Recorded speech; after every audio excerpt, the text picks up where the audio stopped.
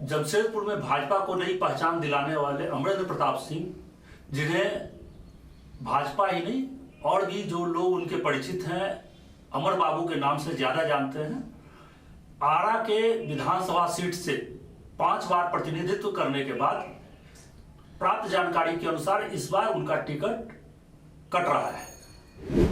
अमरेंद्र प्रताप सिंह का टिकट कटने से उनके जो साथ काम करने वाले उनके शुभचिंतक, जमशेदपुर में जो उनसे जुड़े हुए लोग हैं, वो काफी खफा हैं, निराश हैं कि अमरेंद्र प्रताप सिंह, जिन्होंने जमशेदपुर ही नहीं बिहार में भी जाकर भाजपा को आगे बढ़ाया और लगातार एक ही सीट से आपको 5 बार भाजपा को जीत दिलाई, इस तरह से उनका टिकट काटने की सूचना जो मिली है, उनसे लोगों में आक्रोश है। आज हम बात करने जा रहे हैं उनके साथ रहने वाले, उनके सहयोगी, शुरू से जो जमशेदपुर ही नहीं आरा में भी जाकर मंत्रित्व काल में और अन्य समय में भी वहां उनके साथ काम किए अशोक सिंह से, कि इसका क्या असर होगा और टिकट काटने को लेकर जो बात हुई है उससे उनके दिल में और यहाँ के भाजपाइयों के दिल में, उनके सहकर्मियों के दिल में, उनको चाहने वाले के दिल में क्या असर पड़ा है। अशोक जी, बहुत बहुत धन्यवाद। रमन जी, सवाल टिकट कटने का नहीं है। अमरेंद्र प्रताप सिंह जिस शख्सियत का नाम है, उसके लिए टिकट बहुत छोटा शब्द है।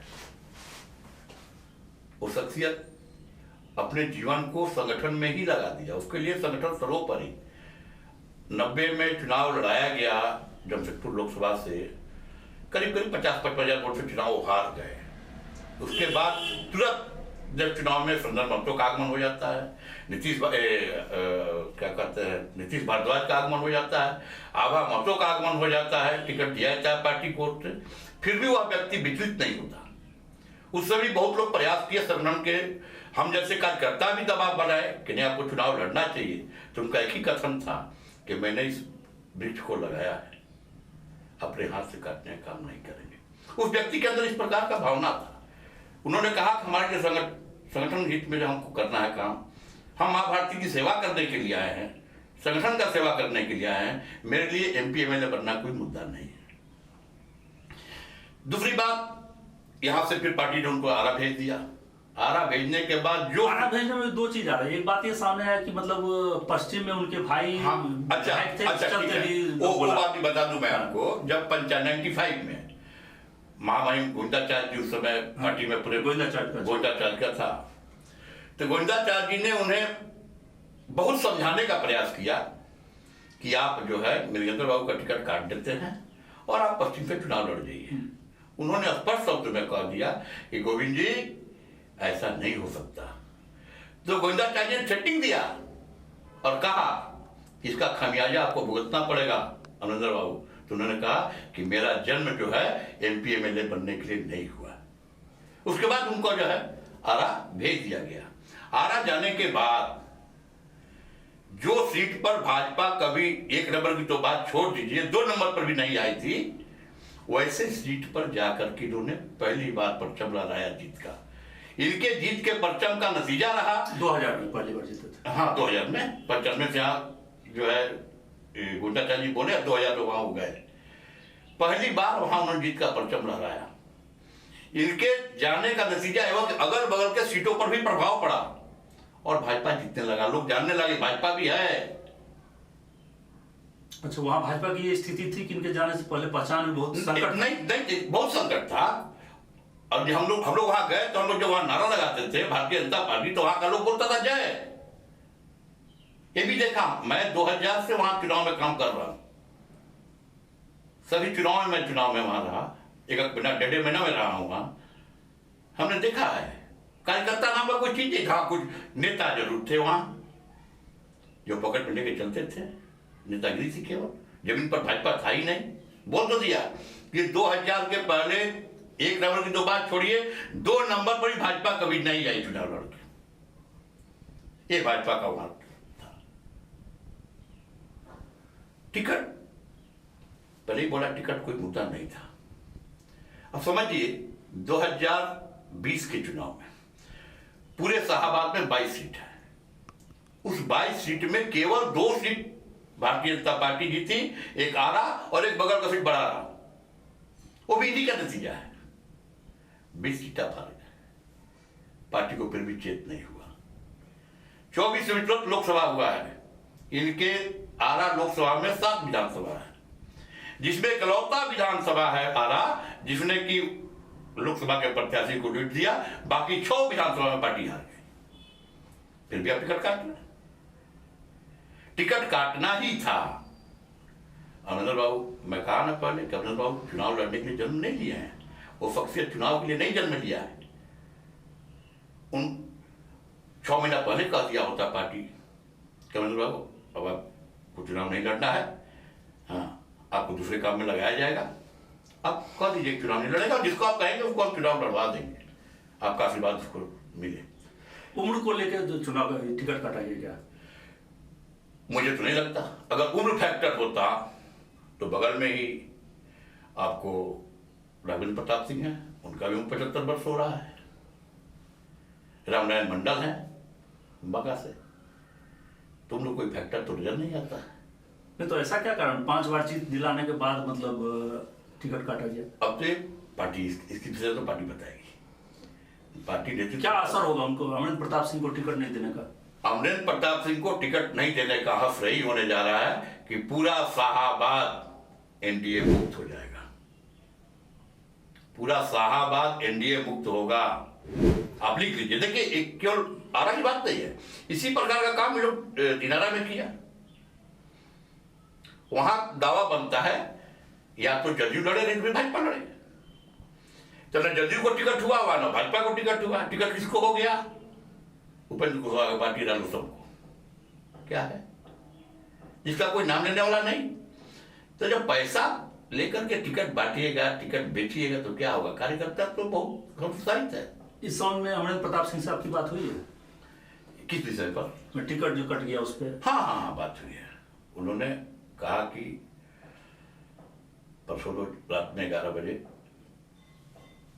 माननीय दिको भाई दलसारिया जी का फोन आया और उन्होंने कहा अमरिंदर बाबू कल उम्मीदवार का घोषणा होगा, इसलिए आप ट्वीट कर दीजिए कि हम चुनाव नहीं लड़ेंगे। अच्छा, इनको बोला गया ट्वीट कर दीजिए? ट्वीट कर दीजिए कि हम चुनाव नहीं लड़ना चाहते। कितना गंभीर विषय है। अरे ये बात आप 6 महीने पहले ना कर दिए होते। आज हम अगर ट्वीट करेंगे कि हम चुनाव नहीं लड़ना चाहते तो आगे की जनता क्या कहेगी? नाटक कर रहा है व्यक्ति। बिल्कुल बिल्कुल। पार्टी आप बड़े लोग हैं। हाँ, 6 महीने पहले किसी की तैयारी शुरू हो जाती है। इससे फायदा जो कैंडिडेट होगा उसको भी होता, वो भी 6 महीने पहले तो काम में लग जाता। नया कैंडिडेट कोई भी आएगा, अभी 15 दिन में क्या कर लेगा? वो पूरे क्षेत्र का ही भ्रमण नहीं कर सकता है 15 दिन के अंदर में। अभी तक आपने टिकट घोषणा नहीं किया, वहां से उम्मीदवार नहीं लगा कोई, तो दोनों का हित होगा ना। जमशेदपुर के लोगों में क्या प्रतिक्रिया? जो भारी रोष है, जमशेदपुर के लोगों में भारी रोष है, इसलिए कि मैं बार बार कह रहा हूं कि अमरिंदर प्रताप सिंह का जन्म जो है संगठन में चुनाव लड़ने के लिए नहीं हुआ था। वो संगठन के व्यक्ति हैं। इस पूरे जिस समय सिंहभूम हुआ करता था भाजपा के दृष्टिकोण से एक जिला होता था, लगातार उसके 14 वर्षों तक जिला के अध्यक्ष रहे, वनांचल के महामंत्री रहे, फिर भी उनके मन में कभी यह जल्दी नहीं हुई कि हमको चुनाव लड़ना ही है। उन्होंने चुनाव लड़ाया। रघुवर दास जैसे व्यक्ति को उन्होंने चुनाव लड़ाया, जिसका आज देखिए रघुवर दास जी यहाँ पर जो है मुख्यमंत्री बन करके अपने राजनीति को विराम दिए। तो व्यक्ति के अंदर कोई था ही नहीं कि हमको चुनाव लड़ना है। उनके अंदर एक जज्बा था संगठन के लिए। आज भी आप 12 गुणा चल जाइए, चकुलिया जाइए, घाट जाइए, आज भी उनको जानने वाले लोग पूछते हैं क्या अमरिंदर प्रताप सिंह में एक बात तो लोग जो भाजपा है, भाजपा से जुड़े हुए लोग आज भी कहते हैं कि संगठन से जुड़े हुए सारे लोगों के नाम उनको सबको आज भी जब लोग से मिलते हैं तो नाम लेकर पुकारते हैं। ये उनका बड़प्पन है, ये उनका प्लस पॉइंट। वो काम इस प्रकार का जमीन पर काम किया और आज जो है। आपको क्या लगता है कि अमरिंदर प्रताप सिंह का राजनीतिक विरासत किनको मिलेगा? कौन संभालेगा? विरासत तो अमरिंदर बाबू आज तक तय नहीं किए हैं कि हमारा विरासत, राजनीतिक विरासत कौन संभालेगा। कौन उत्तराधिकारी होगा हमारा। नहीं तो क्या लगता है कि सरदार हरिहर सिंह का राजनीतिक जो परिवार है मतलब यही विराम ले लेगा? मृगेंद्र प्रताप सिंह के बेटे या उस तरफ से तो राजनीति में दिख नहीं रहा है कुछ। मृगेंद्र बाबू के बेटा बड़े भाई अभय सिंह उज्जैन जी हैं। हाँ, बट राजनीति में उस तरह की सक्रियता या मतलब टिकट के दौर में कभी उस तरह गंभीरता नहीं हुए। और मृगेंद्र प्रताप सिंह का टिकट अगर ये कट रहा है तो उसके बाद नेक्स्ट क्या है, कुछ है? देखिए आगे क्या क्या होता है। देखिए राजनीति तो जो है संभावना का खेल है। आप चुनाव में आना जाइएगा? नहीं, अब क्यों जाएंगे, किसके लिए जाएंगे? तो आप अमरेंद्र प्रताप सिंह के लिए जाते थे या भाजपा के लिए जाते थे? दोनों विषय था। हाँ। दोनों विषय। तो अगर कि अभी भाजपा किसी को टिकट मिलेगा तो? नहीं, संभव नहीं है, एक नहीं संभव।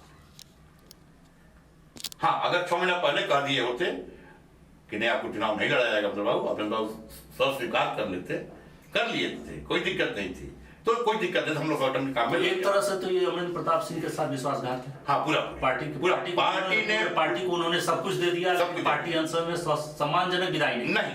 हम लोग यही चाहते थे, हम लोग की चाहत यही थी, सम्मानजनक विदाई नहीं मिला। हम लोग की चाहत यही थी कि उनका विदाई सम्मानजनक हो। बिल्कुल। जिस व्यक्ति ने आज तक बहुत हवा बहा, फिर भी किसी हवा बहने का उस व्यक्ति ने कल्पना नहीं किया, सोचा तक नहीं कि हमको इस हवा में बह जाना है। जिस समय इनका टिकट काट करके जो है आवाम हमलों को लाया गया, यही शंकर सिंह बघेला आपके सामने ही घर था, इस दौरे पर आए थे और बोले थे कि आप चुनाव लड़िए। इन्होंने कहा नहीं। आनंद मोहन बघेला सब लोग आए थे, उन्होंने कहा आप चुनाव लड़िए। इन्होंने कहा नहीं, ऐसा नहीं हो सकता, हमने इस पौधा को वृक्ष का रूप दिया है, पार्टी के साथ घात नहीं करूंगा, पार्टी का निर्णय मान्य है, आज भी पार्टी का निर्णय मान्य है। अभी उनका रोल क्या रहेगा आपके हिसाब से, क्या लगता है आपको कि साइलेंट होंगे या नहीं? साइलेंट नहीं, पार्टी अगर लगाएगी काम पर, पार्टी अगर कहेगी कि नहीं उम्मीदवार के लिए काम करना है तो करेंगे, बड़े नेता हैं। नहीं, ऐसे केस में आमतौर पर होता है कि मतलब पूरा संगठन के लिए काम करने के बावजूद लोग के मन में लगता है कि नहीं वो निगेटिव काम किए, अंदर से काम नहीं किए, ये बोलने का तो रास्ता रह ही जाता है लोग के दिमाग में। हाँ, वो तो आपका मनोभाव है, उसको तो कोई चेंज नहीं करेगा। लेकिन पार्टी अगर लड़ाएगी, उम्मीदवार अगर कहेंगे कि हमको सहयोग चाहिए आपका, उम्मीदवार अगर सहयोग मांगेंगे तो पूरा सहयोग करेंगे, इसमें कहीं की दिक्कत नहीं है। ऐसी परिस्थिति में आप जाएंगे अगर बुलाएंगे तो? हाँ, समय बताएगा, इसका फैसला समय करेगा। ठीक है अशोक जी, बहुत बहुत धन्यवाद आरजे मीडिया से बात करने के लिए। हम लोग अमरेंद्र प्रताप सिंह से बात करके उनका पक्ष जानने का प्रयास करेंगे।